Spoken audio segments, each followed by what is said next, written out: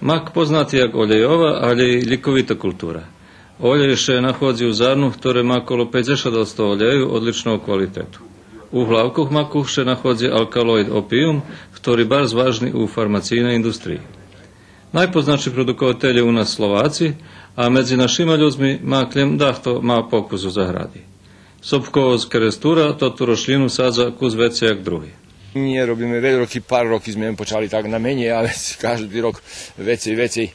Eto, mali sme šťastie, že poznáme máme priateľov u Červinky, čo sme boli čas na pijacu, co sú Crnogorci, baš i jo supruha toho našeho tovariša, baš nas zainteresovala so s bilim makom, že postoji i bili mak, takže i mi še zainteresovali i počalo še nam to. A vecka, jak hovorím, počalo še ukazovať, že evo prostora u zahradu je še veci, bo ľudze pokus prichodza do rokoch, ta im nije na tjelju potrebni zahradi, ta prostora je, teraz co da še, to smo veljo študirali, co da še i do zahrada klaze, mašinski robic, nije bar zmož, bo to nije veliki prostori, a da smo prišli na takvu ideju. Sobkovo mak produkuju ručno na okolo 500 kvadratnih meterov i patra ho nje pirskac, hočo napadaju veliko roti, a išće veci škodljivci. Toho roku je nje pirskani i po slovoch našeho sobešednika nije strašne, že da skelje hlavki budu zalapeni škodljivcami.